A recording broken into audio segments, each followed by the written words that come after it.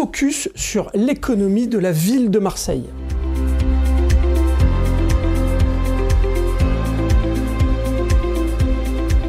Bonjour et bienvenue, j'ai l'honneur d'accueillir aujourd'hui Laurent Lardy, député de la 2e circonscription de la ville de Marseille. Bonjour Laurent et bienvenue. Bonjour, merci de ton accueil. Mais c'est avec plaisir. Alors, j'ai envie de poser une question sur la feuille de route de l'économie de la ville de Marseille. Est-ce que vous pouvez nous en parler ? Oui, alors il y a plusieurs feuilles de route en fait qui ont été votées par le conseil municipal alors que j'étais encore adjoint en charge de l'économie. C'est tout nouveau. Absolument, c'est tout nouveau. Donc incompatibilité avec de la fonction d'adjoint avec la fonction parlementaire. Donc j'ai un collègue qui va bientôt reprendre mes fonctions. Donc 3 feuilles de route. Une feuille de route sur le développement économique, strictement. Une feuille de route sur le développement touristique. On sait que d'un point de vue économique également, bien entendu, le développement touristique est extrêmement important pour la ville de Marseille. Et puis, dernièrement, au mois de décembre, une feuille de route sur le port, le grand port maritime de Marseille, qui est un outil principal de l'économie marseillaise aujourd'hui. Alors, j'ai entendu parler d'un dispositif qui s'appelle Fabriquer à Marseille. Qu'est-ce que ce dispositif ? Le Fabriquer à Marseille, c'est une idée simple, c'est de dire comment, à un moment, des entreprises qui fabriquent, conçoivent à Marseille, peuvent être valorisées dans cette fonction d'entreprises locales, parfois relocalisées ou créées à Marseille, et qui peuvent effectivement, pour certaines d'entre elles en tout cas, trouver valorisant d'avoir une sorte de label de la ville qui va garantir le fait que leurs productions viennent de la ville de Marseille, sont produites sur le territoire de la ville de Marseille, ça c'est une première chose. Et puis bien entendu vers l'extérieur, parce qu'on sait de plus en plus que les Marseillais, comme les visiteurs, les touristes par exemple, sont intéressés au premier chef à découvrir les produits qui sont fabriqués sur la ville elle-même. C'est une bonne idée en fait. On refait le Made in France, là, en fabriqué à Marseille, et on valorise nos produits. Absolument, c'est le fabriqué à Marseille. Donc nous, on n'aime pas trop les anglicismes. Donc effectivement, le nom arrêté, le logo est encore en cours de finalisation. Mais effectivement, c'est la possibilité pour beaucoup d'entreprises et qui le demandaient. On a l'exemple assez traditionnel des savonniers à Marseille, qui fabriquent selon certaines méthodes traditionnelles et qui fabriquent sur le territoire de la ville de Marseille et qui se retrouvent aujourd'hui un petit peu noyés parmi des savons dits de Marseille fabriqués un petit peu partout et en particulier en Chine. Et donc effectivement, ça permet à la fois à ces entreprises, ça va permettre à ces entreprises d'être valorisées dans le fait qu'elles produisent sur Marseille avec certaines méthodes traditionnelles et bien entendu aux consommateurs, qu'ils soient marseillais ou que ce soit des visiteurs, de reconnaître ces productions là plus que d'autres. Donc, si je fabrique un produit à Marseille, je veux rentrer dans le dispositif, je me fais connaître. Là, on a une sorte de première fournée qui arrive, puisque les dossiers devaient être pour la première édition rendus pour le 9 décembre. Là, ils sont en cours d'étude par les services de l'économie de la ville. Ensuite, on va réunir un jury qui va sélectionner les dossiers. Et ensuite, au mois de mars, donc, on va avoir une première édition de lauréat, entre guillemets, du label, en sachant que l'objectif, c'est d'étendre le label.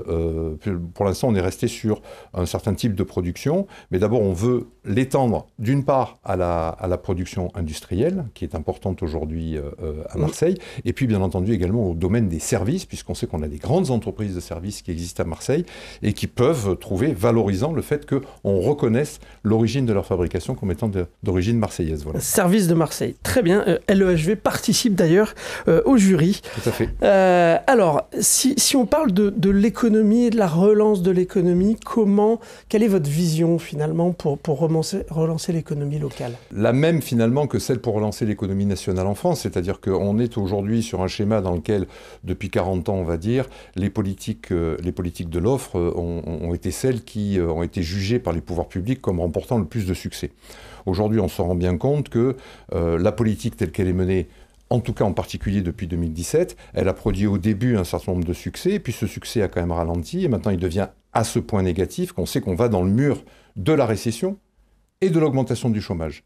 Donc on regarde autour de nous, et tout à coup on se rend compte que oui, il faut mettre à l'intérieur de la politique économique de la France une dose importante de politique de la demande, c'est-à-dire de relance par la consommation, donc ça veut dire de relance par le pouvoir d'achat des Français, qui est un sujet extrêmement important, pas seulement économique, d'abord social, j'allais dire, puisque aujourd'hui, on le voit bien, Regardez, en 2019, tout le monde s'est interrogé sur le mouvement des Gilets jaunes, mais sur les ronds-points, les gens que vous aviez, c'était des gens qui travaillaient souvent à plein temps et qui n'arrivaient pas à boucler leur fin de mois. Donc ça, c'est insupportable, parce que c'est le projet, c'est le contrat social français qui est remis en cause dans ces cas-là. Donc, nous souhaitons aujourd'hui, en tout cas, moi, c'est l'option politique que je défends, qu'on étudie sérieusement ce qui se passe, par exemple, en Espagne aujourd'hui, où depuis 5 ans, on a augmenté, alors ils venaient de plus loin que nous, mais ils ont augmenté le SMIC de 50% quand même en Espagne depuis 5 ans. Bien entendu, ils ont fait ça de manière intelligente, en accompagnant les entreprises pour lesquelles ça pouvait représenter un choc important. Mais aujourd'hui, allez interroger les entrepreneurs espagnols qui vous expliqueront tous qu'aujourd'hui, on a recréé un marché intérieur puissant, dynamique en Espagne. Et nous, on pense qu'aujourd'hui, c'est ce qu'il faut faire en France, parce que ça permet aussi socialement d'éviter que le mécontentement soit à ce point grand qu'en fait, voilà, moi, je suis convaincu que la prospérité, que toute entreprise, que tout individu recherche, cette prospérité, elle n'existe que dans la paix. Et la paix, elle doit être d'apport social. Donc il faut reconnaître aujourd'hui qu'il y a un déséquilibre entre la rémunération du capital et la rémunération du travail, et que cet équilibre, il faut le retrouver. Et on parle également de... C'est vrai que les socialistes, par exemple, parlent souvent de justice fiscale.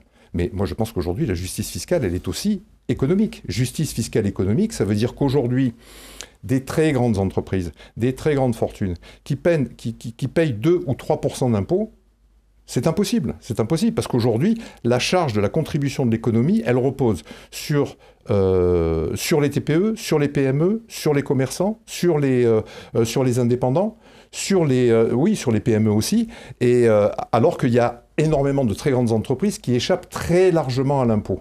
Alors, on aurait pu penser il y a une vingtaine d'années encore que taxer plus les très grandes entreprises était quelque chose de punitif, et ça l'était finalement à l'époque. Sauf qu'aujourd'hui, la proportion de très grandes entreprises est tellement importante que si on va ponctionner, si on leur demande de la justice fiscale économique par rapport aux autres entreprises, on pourra non seulement relancer et régler un certain nombre de problèmes sur le budget de l'État, mais également recréer de l'équilibre et peut-être, pourquoi pas l'imaginer, baisser un peu la pression fiscale sur les autres entreprises, celles qui représentent aujourd'hui TPE, PME, artisans, commerçants, etc., 85% de l'emploi en France. Mais je crois que d'ailleurs que les entreprises, elles ont toute envie d'augmenter les salaires de leurs salariés. Ce qui leur pèse, c'est les charges sociales et patronales, qui sont surtout patronales, qui viennent impacter... c'est-à-dire que quand on donne 1 euro à un salarié, ben, finalement, on en paye 2.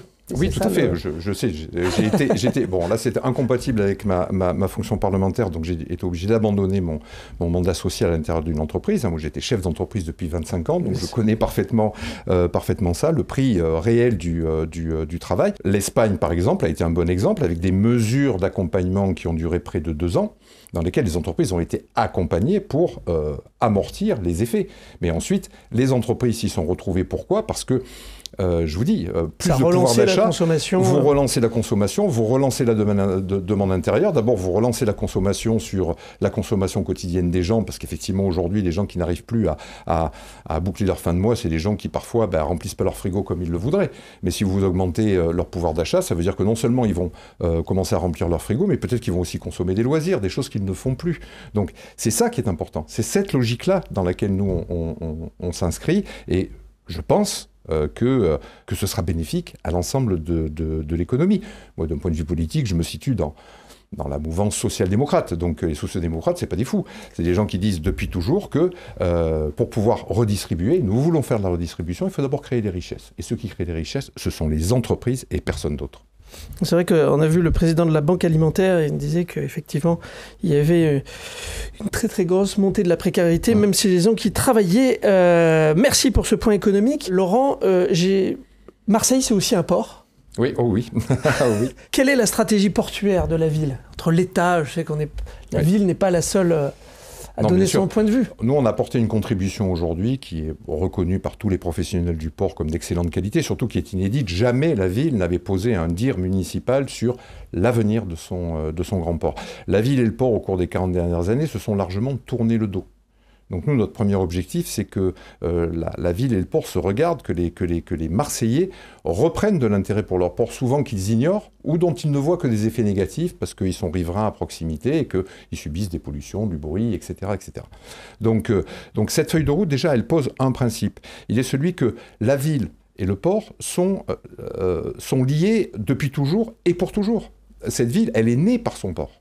Elle est née par son port. Elle s'est développée grâce à son port. L'ensemble des flux, y compris migratoires, enfin je veux dire, Marseille n'existait pas sans ceux qui ont débarqué il y a 2600 ans pour la fonder, et ils ont eu la bonne idée en plus de laisser la porte ouverte derrière eux. Donc au fur et à mesure des flux de migration qui ont pu exister dans l'histoire, que ce soit de l'Afrique du Nord, de l'Afrique subsaharienne, de l'Italie, de l'Espagne, etc., au fur et à mesure des événements, souvent des grands bouleversements mondiaux, on a composé une ville aujourd'hui qui reste une ville très largement ouverte, et tout ça, ça passe par son port.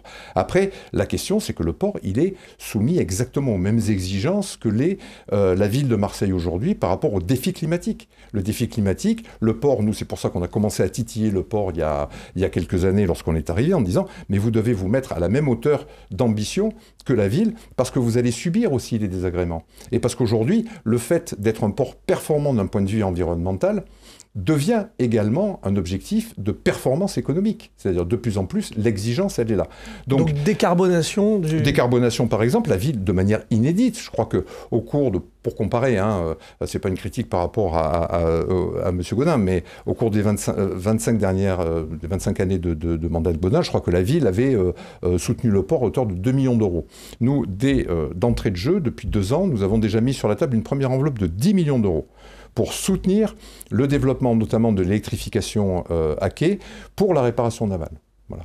Donc là, on est là-dessus. Pour la protection des habitants par rapport au retournement ferroviaire de Morpiane. Donc on participe au développement du port, mais en donnant nous une impulsion qui est aussi celle des intérêts de la ville de Marseille. Et puis, par-delà, aujourd'hui, il n'y a pas que les bassins Est, il y a aussi les bassins Ouest. Le Grand Port de Marseille, c'est un énorme ensemble qui est, dans les défis mondiaux aujourd'hui, en train de devenir quelque chose de principal. C'est un énorme atout, non seulement pour Marseille, mais pour la France, enfin pour la métropole, pour la région, pour la France et pour l'Europe.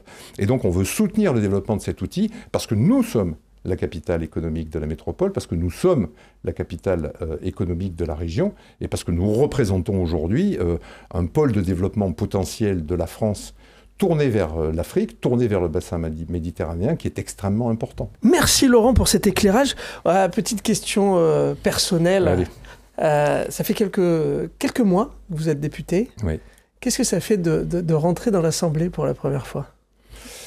D'abord, c'est émouvant, et puis tout à coup, c'est la